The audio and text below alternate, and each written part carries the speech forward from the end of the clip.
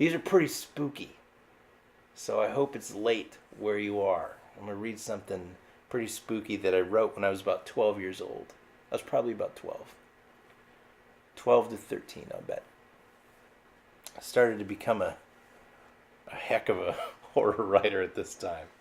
So enjoy this. I'm going to I'm going to refill my drink real quick. Refill my drink real quick. Get some ice in here, and then we'll read this. These are good. You'll like these.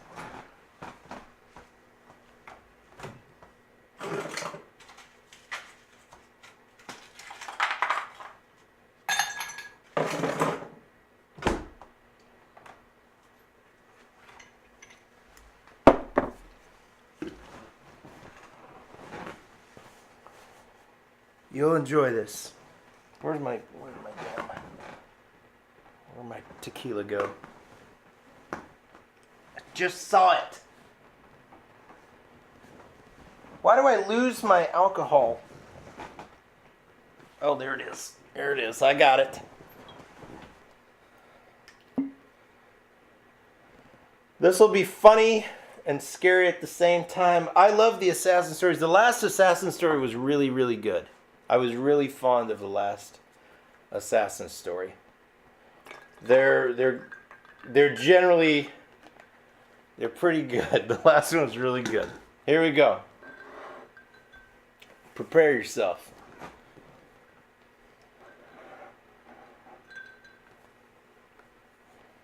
Now the title for this, because these are written later, I began to write. I began to write first, and then the title came later. So you'll see as I read. You'll see what I mean.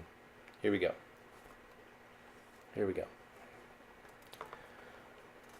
Turn off all the lights.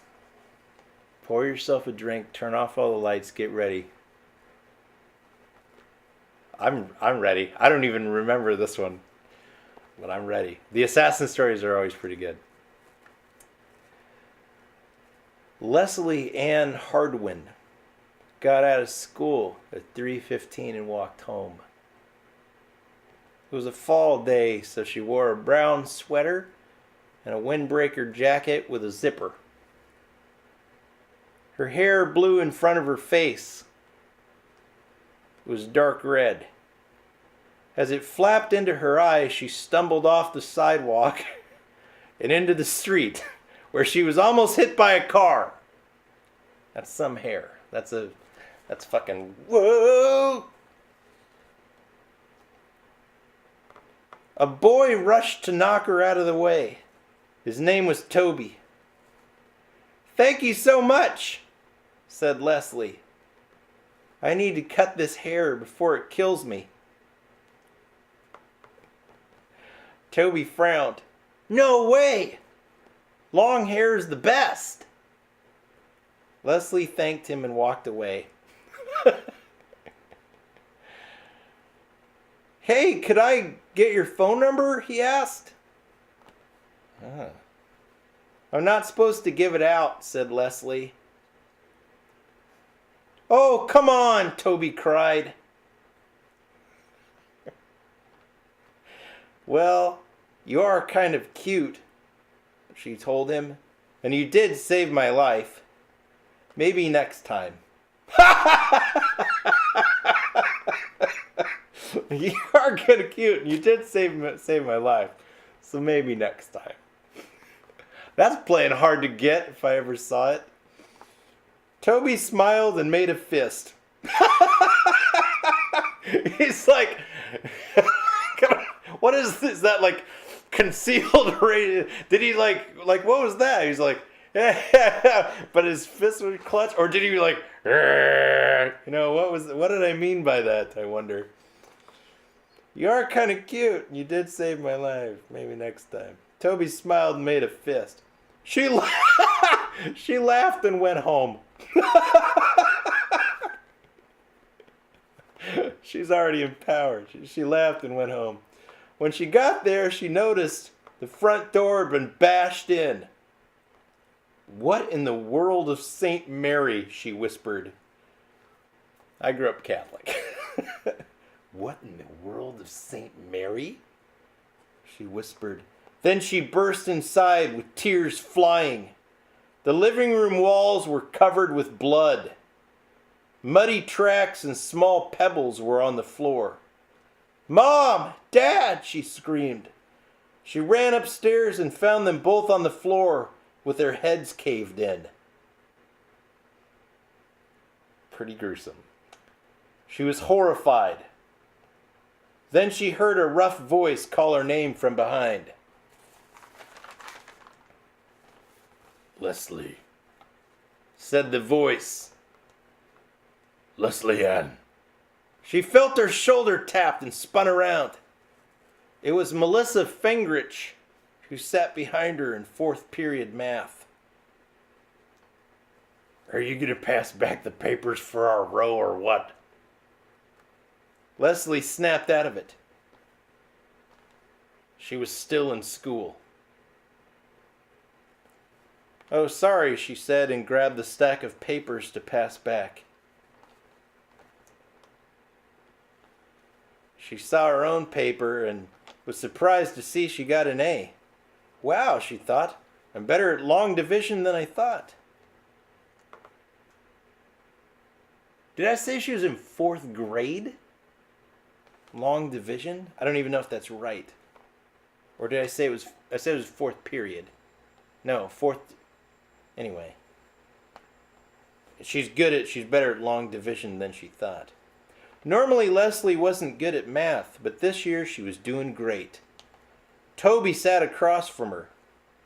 He got a D. D for dummy, he joked. As they were leaving class, the teacher pulled Leslie aside. "Great job again on the assignment," he exclaimed. She thanked him. "Yeah, another A," she said. "It's for Assasing," he said and grinned. The lights went out in the classroom, and it smelled like minerals and dust. She could see Mr. Tellson's eyes in the dark. "One of your classmates must die," he said, pinching her arm. "No," Leslie squirted.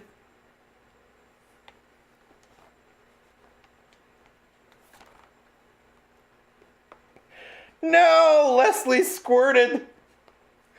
That one didn't work. Context has changed. Context has changed. "No," Leslie squirted. That was not the right verb for that. "Choose one or I will kill your parents today," he growled. Now she knew it was true. "Melissa!" she screamed. Oh, just fucking rats out Melissa. The lights went back on and Melissa was alone. She left school trembling. Melissa did? While walking down the street, the wind picked up, blowing her hair in her face. No, I think I probably met Leslie. Leslie was probably alone. She left the school trembling. While walking down the street, the wind picked up, blowing her hair in her face. She needed to put it in a ponytail. Toby was following behind her. She turned around and yelled at him. "Leave me alone," she said, and ran. "Stay away!" When she got home, the front door was fine. Her parents greeted her. "How was school?" her mom asked. "It's happening again," Leslie said. Now we got the title splash. The Assassin. Straight A student. That's the title of this one. The Assassin, the Straight A student. I spelled straight S-T-R-A-I-T.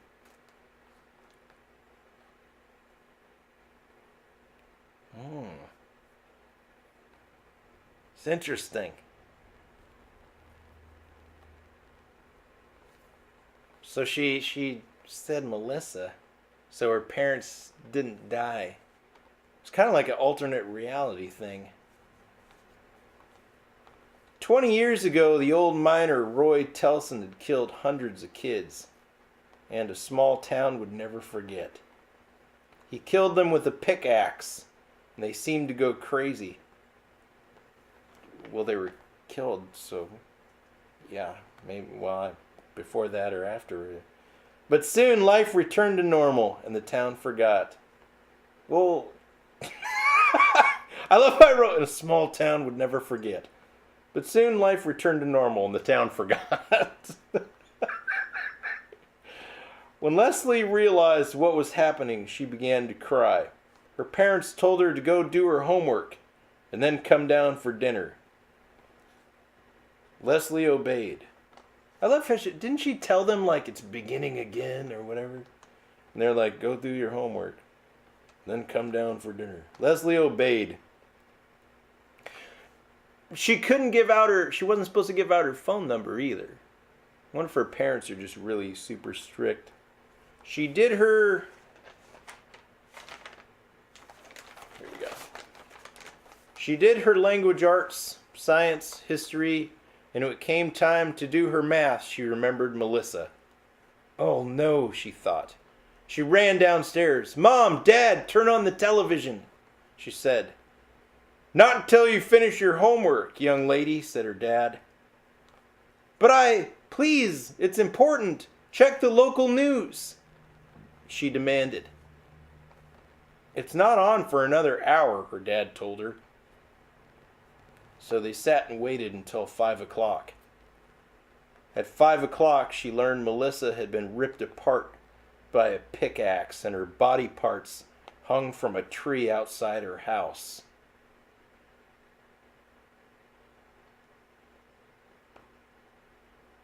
I told you, Leslie tried to tell them. It's Roy Telson, my math teacher. Jesus Christ. Her mom's face went white as a sheet. The murdering miner? But he hasn't been around for 20 years. Nonsense, her father hollered. Go finish your homework. The police will handle this. Yeah, just like they do the Iron Face shit. Leslie went upstairs. She didn't come down for dinner, but her mom brought her up some pork chops, corn, and potatoes. When Leslie woke up, she was afraid to go to school, so she planned to lay in bed sick. She thought her parents would come to check on her, but they never did. Finally, she went downstairs. The house was empty and quiet, except for the strong winds outside that made the windows rattle. Leslie thought she would eat some breakfast. Something crunchy with Something crunchy with marshmallows. She poured herself a bowl of cereal and sat down to eat. The wind was really blowing. Then she heard a loud thump from the kitchen. She jumped. It came from the kitchen window. She slowly walked over to see what made that sound. Outside in the backyard, Outside in the backyard, the pieces of her parents were swinging from a tree. Her father's chest and half his head smashed into the glass again, breaking the window. Leslie ran from the kitchen and out the front door. Wait, Leslie, she heard from behind. It was her mother holding out a brown bag. You forgot your lunch. Leslie blinked and her mouth fell open. Her father appeared behind her mother. Have a good day at school, he said. They were both fine. Leslie went to class. By the time third period was over, she had decided to skip math. Kids were already talking about Melissa being dead. It was no joke. Melissa raced... I think it was supposed to be Leslie again. I put Melissa. Let's say Leslie. Leslie raced down the hall, but a teacher's aide saw her and made her go to class. When she walked in, the teacher was surprised. You're tardy, Leslie. I think it's funny that I spelled tardy, T-A-R-T-Y, tardy. You're tardy, Leslie. That's very unlike you. His scar on his face seemed brighter than before, and his nose seemed longer. Leslie sat down. "Class, we have a pop quiz today," he announced. He handed everyone the quiz. Students were groaning, especially Toby. Leslie turned over her paper and saw only one question. Who will it be today? She almost threw up. Mr. Telson was standing over her desk. "Well," he asked. "Tell me or your parents will swing from the trees just like Melissa." Leslie shook her head. "When will this end?" she asked.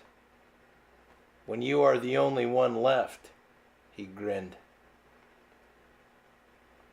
She thought about saying Toby, but he had saved her life. She looked at him. "Toby," said Mr. Telson. "No," she said. He grabbed a large red marker and put an A on her quiz. That night, Toby was brutally murdered. Leslie was terrified. She didn't sleep a wink. The news station had said his stomach was pulled out and his head lopped off. Yeah, my mom must have fucking loved this shit. She got up out of bed early and showered. She got dressed in her best clothes, did her hair, and waved goodbye to her parents, who were in a bloody bathtub together.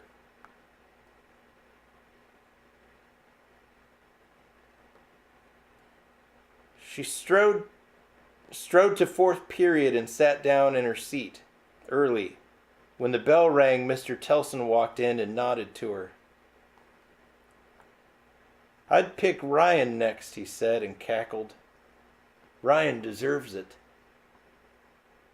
"No," Leslie said. "This ends. Take me."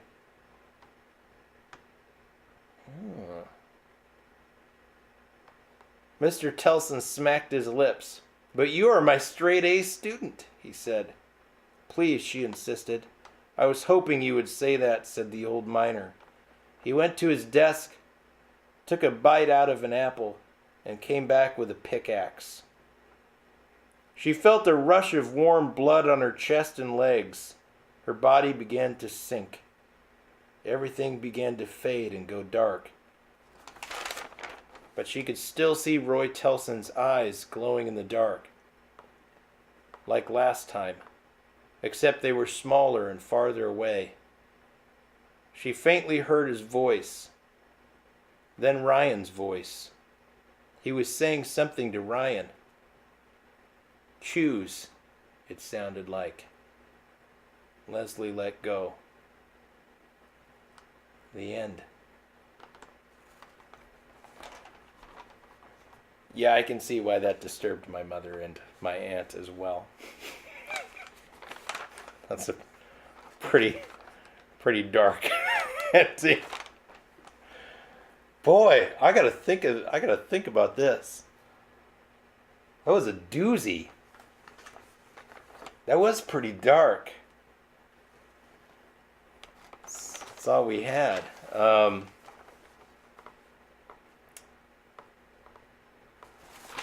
Trying to put this all together. "No, she squirted." That was the best. Oh, that was by far the best line in the entire thing. "No, she squirted." That was that's pretty funny. So